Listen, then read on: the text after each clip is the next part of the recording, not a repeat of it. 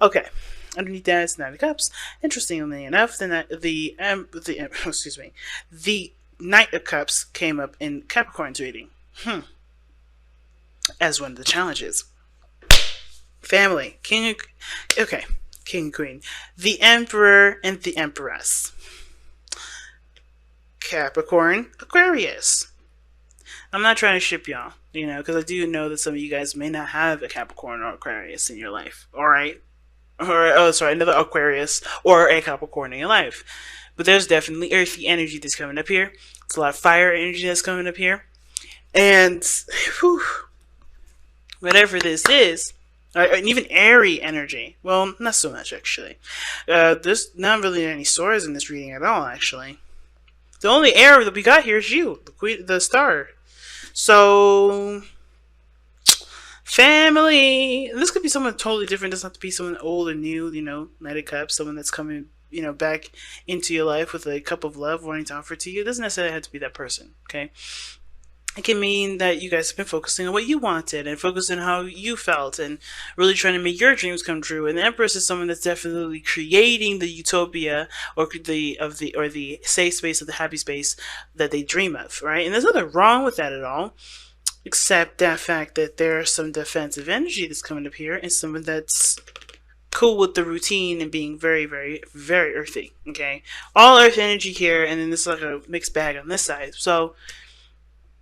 But the Emperor and the Empress energy coming up in here does talk about a divine masculine and a divine feminine, and you could be a lesbian or a gay couple and still have divine masculine and divine feminine qualities in your relationship. They're energies, not specific statements of sex or gender. Okay, so that being said, let's go ahead and jump right into it, right? The first card that we're looking at here is the Nine of Wands.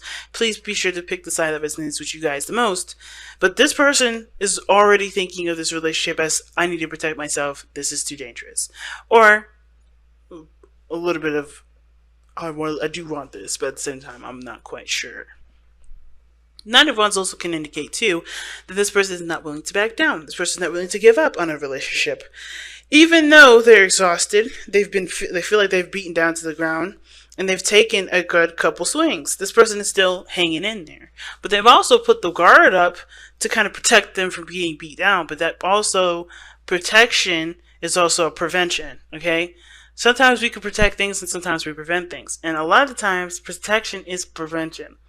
And unfortunately, this person is not necessarily open to things as much as they seem, even though they're not willing to give up on something. There's a really weird grid. Not grid, but a little weird placement in that. In the very middle, like they're blocking themselves off as to what they want because they've been through so much already. So it's understandable this person is defensive because they've gone through some shit, but at the same time, they're not necessarily opening the door or allowing this amazing manifestation energy and potential reconciliation energy or new opportunity come into their life because they're protecting themselves. Now, the other person has the Queen of Pentacles as their mind plane, so they know that I think this person's very independent, focusing on work a lot. This person is also very focused on their on materials. For some reason, their whole emphasis is all about working. It could be what makes them happy or what they see great value in, but this person also doesn't really see anything outside of material, outside of the situation other than material. I know the Queen of Pentacles is all about value. She isn't always necessarily about material, but considering that this is about how they see the relationship, they understand that I think they see themselves as, if I have this, it will equal that, and I will have this. They understand that routine is important, and that working hard is important with this relationship. And I do think they see this person, or they see this relationship as something that's great in value to them. But I have this feeling that they also I think they kind of equate that value to being at a certain point, being at a certain point financially, or so on, right? So, That being said, this person is presenting themselves as the Two of Pentacles. Now, the Two of Pentacles, to me, is someone that's juggling two different things, keeping the balance of a situation, looking at the practical side of things instead of the emotional side when it comes to making a decision about whether or not they're willing to pursue something, put their hard work and effort into it. If it's enough of, if that value of whatever these options are, the options that they have are, whatever they're juggling, whichever these, Pentacles values are, right? Which one is worth going after? And well, again, with this person seeing that this relationship is something great in value, I think they're having a hard time figuring out or trying to having a hard time, pursuing any of these options here because even though both have great value, they don't really know which one means more to them because they're not looking at how they feel or what they want.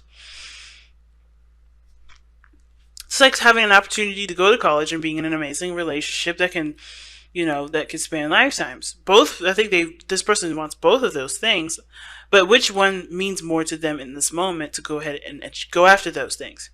Because this person would typically be the long-term thinker, someone that kind of sees the future or lives in the future. They try to prepare and get everything set for whatever it is that they're trying to reach to, instead of working on what they have now and building something in the moment so that way they can have that future. This person, to me, with the Queen of Pentacles, is a future chaser, right? This person's a future denier at this moment. Future chaser, future denier. And the reason why they're pretty much the same is because this person, while they're chasing the future, is always going to be way farther than they always anticipate it to be. Because they're always doing something, they're doing it from a front to back view instead of from, back to front or whatever, right? They're always doing something for the later instead of doing something for the now. So they're always going to be setting themselves backwards as they're putting themselves forward. And this person is not necessarily inclined to, to embrace the future because they're too busy worrying about what happened before and what they're not willing to tolerate now. It's really interesting. But neither one direction is wrong or incorrect. But I feel like it's not doing them the service that they want because obviously this person has something that they want. Like I said before, Aquarius, you already know what you want already. They already know what they want. They already know what their star is, but they're denying that very thing because they're exhausted. They've been through so much shit. They don't want to go through that again. Now, this person, again, is a future tracer. They're looking at how is this going to translate to my future? How is this going to improve in my value?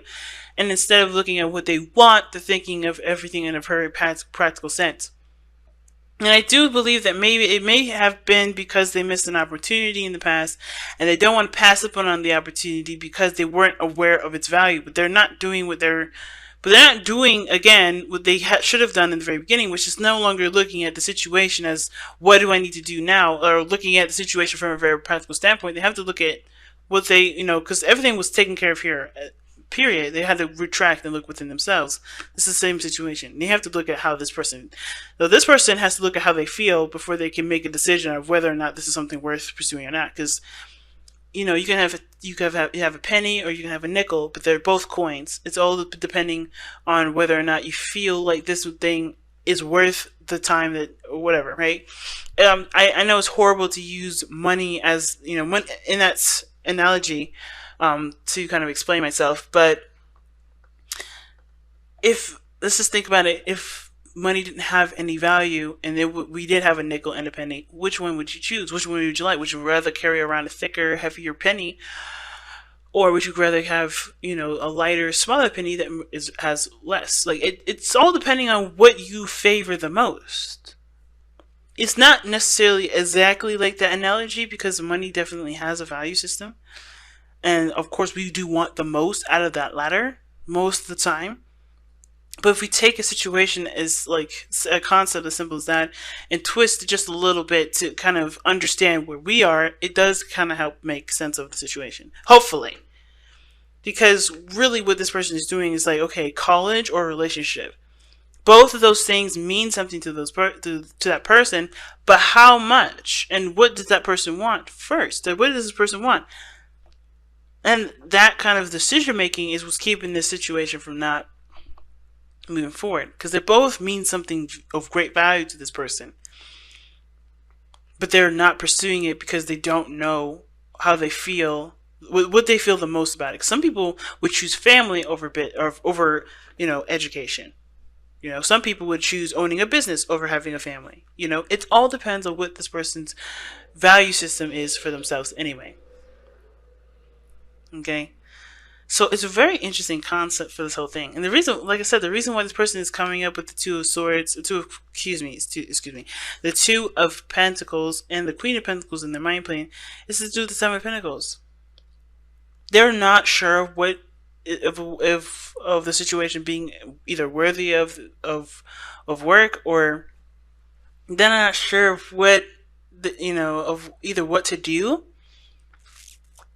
or if this is something they want to pursue. They put a lot of work and value and effort into it, but they still don't know if it's something they want to continue to grow, because they're not where they want to be. Now, what brought you two together is the Fool, which talks about a brand new beginning, situations coming. I think you guys came together when you guys were, trying to make something of yourselves, trying to make something new out of your situation, taking a leap of faith, really, with this relationship that you guys both started out in, because you guys both were control freaks. The Emperor. Some of you guys both were either both control freaks, both of you guys had your own ways of seeing things and doing things, and that's not a problem. But the ego did get in the way, because the Emperor is the challenge. Somebody's ego is definitely in the way. Their way or the highway. Someone's stubborn. The stubbornness from both of you guys is the reason why you guys are either not together or there's issues in the relationship. Stubbornness. And I don't think that there is much of a workaround regarding stubbornness other than the Empress, which is someone that is passionate and nurturing and patient. The underlying energy is being more receptive to love and more flexible versus the Emperor, who's rigid and stiff. We need that fixed energy, but we also need that compassionate, loving, flexible energy that the Empress can provide. But everybody's here being all tough and this is my way or the highway. Nobody has any sort of loving, emotionally flexible energy here. Nobody's able to provide that sense of ease that the Emperor needs to be able to soften his opinions. Okay? Everybody's too busy being the alpha. Who's going to be the... I don't want to say omega, but the omega of the situation. There's nothing wrong with having two alphas, but one has to learn or has to be okay with giving birth or being the person that's being taken care of or loved on and being emotionally open and being vulnerable. Both sides may have to be vulnerable to a certain extent. This person's got a structure they don't want to break, but they're not happy with it. This person is tired of being where they are, but they also don't want to give up on the potential of great happiness.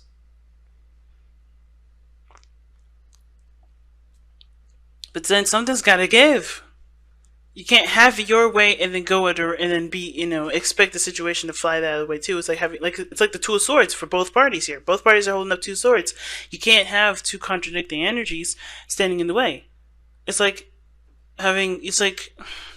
pushing a door against against a pool door. You can't do it. Or vice versa, pulling a door against a push door. How's that going to work?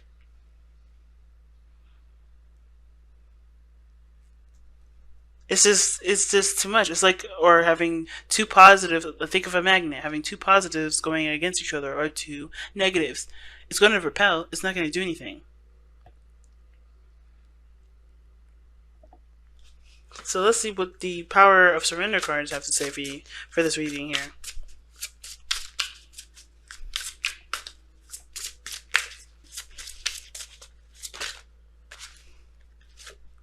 Oh my goodness. Surrender resentments. Holding on to resentments only poisons you. Try to forgive others for their shortcomings and keep moving forward toward positive situations in your life. Holy smokes. Okay. And that kind of explains a lot with this Nine of Wands person, and even with the Queen of Pentacles person. If everybody's doing their own thing, being independent because they only trust themselves to handle it, and because they don't believe that being vulnerable gets them anywhere, that's part of the reason. The ego is the problem because nobody can trust other people to do what they believe they can do themselves better than someone else. Or they have put their trust in someone in the past and that fell through. But in order for you to receive more, in order for you to have more, you have to be in a place of vulnerability, which is being open, being emotionally open. Queen, like we saw earlier, right? The High Priestess and the Queen of Swords, those are two contradicting energies. The Queen of Swords is not quite open to things. She'll listen to you, but if she don't like it, she'll cut you off in a heartbeat. The Queen of the High Priestess, in my opinion, she's open to all things. Just know if this works or if this not works. A message is a message is a message. She will receive what she will receive. The Queen of Swords, she's like, well, I'm sifting through. I'm filtering the situation. She's not quite as open.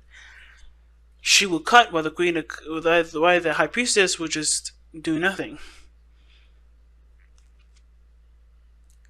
That is filtering what you receive, but you know you have to be vulnerable to receive what you want. It's really weird. It's understandable. Because if you've been beaten down, or if you have had situations with stability, you're not going to necessarily be too apt to either open your door up to have someone else come in and shake all that stability up. And you're not going to be too apt about somebody coming in and wreaking havoc in your working situation that you've built for yourself. But if you want to reconnect, if you want a new opportunity in love, if you want to feel stable, if you're tired of feeling like, everything that you do, it always puts you 10 steps back, because what you really want is a relationship. You have to allow yourself to be able to receive the new love that's coming in.